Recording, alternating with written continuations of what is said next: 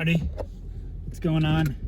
This doesn't happen often, but it's currently raining in LA. So, wow. Interesting. That guy's license plate says Antarctica. Huh. Anyway, I didn't record a video yesterday, so I'm making up for it with 2 today. And what I was thinking about yesterday was the idea that there are 2 voices I've noticed in my head.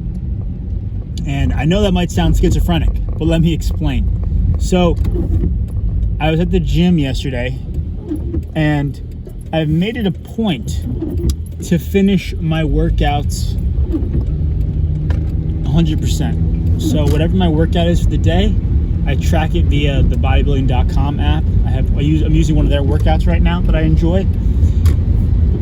And as you hit the exercise, enter your reps, your weight, etc., it'll mark your progress. And then at the end of the workout, you hit complete. And if you haven't done all the workouts, all the exercises rather, you'll only get 70%, 60%. And in the past, that's what I was content with, 70%, 80%. Now I've made it a point to raise my standard and say, I'm going to finish 100% no matter what I feel, no matter how I feel, if I'm tired or what. I'm going to do this to 100% completion. And I've noticed that as I'm working out, you typically want to aim for failure on the set. You want to push your muscles to the greatest degree of discomfort within reason, right? You don't want to hurt yourself, but you want to push yourself. And so there's a voice. There's 2 voices.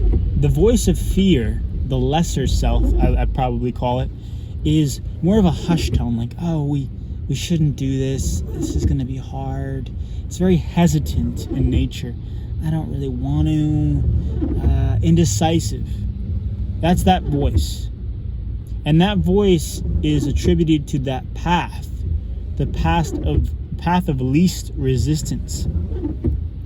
Whereas the other voice cuts through the noise. It's a voice of conviction and unswerving confidence, of unshakable confidence. And even as I'm speaking about it, I'm feeling that voice coming alive as I'm giving more energy to it, more fuel to that fire of what that voice represents.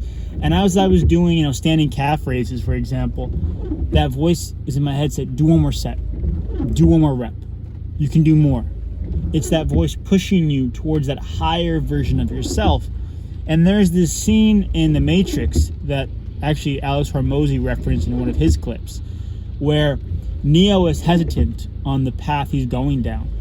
And Trinity opens the door for him and says, Neo, you know where that road leads to. You know where it goes if you take that road. This one may be one of uncertainty, but there's greater future, there's greater potential. There's a striving towards something different, something better, if you go down this other road that I'm leading you down. And so he closes the door, and they go down that road. And so when I've been listening to that second voice, that higher self voice, I'll call it, that's the voice that has aligned me with the path that I truly want to go down. And over the last few days, I have to admit, a lot of times, maybe you relate with this, listened to that lower self, that weaker version of self, that fearful-based version of self. And this quote that Tony Robbins said that really stuck with me on this podcast he did with Theo Vaughn, he said, the path of least resistance will never make you happy. And that really stuck with me because the common denominator in my life recently that I've observed is when I've chosen the hard path, and I've spoken about this before, when I've chosen the path of most resistance, I felt happier in the long run. When I say I'm going to do something hard and I do it, even if it's not, I don't get the outcome that I imagine, I still feel good because I'm like, wow, I pushed myself greater than what I thought I could accomplish and achieve. And so be mindful of that voice as you're going out and going throughout your day to day. And that voice will also lead you down paths that you may not have expected, but may be better and more aligned with your goals in the long run. So right now, I'm really leaning into fitness. I just got off a call with a buddy of mine who's a fitness trainer in Miami. He was giving me advice on how to create an offer and like what he's done. And it's different between, reading a book and talking to someone who's actually doing it. One of the mistakes I've often made is getting too carried away with planning, preparation, reading all the books, taking all the courses, when action is the greatest pusher towards success, the greatest lever mover towards success in any field or area. And so hopefully this has been helpful in some way. I know for me, learning it has been really helpful, and I'll see you in the next video.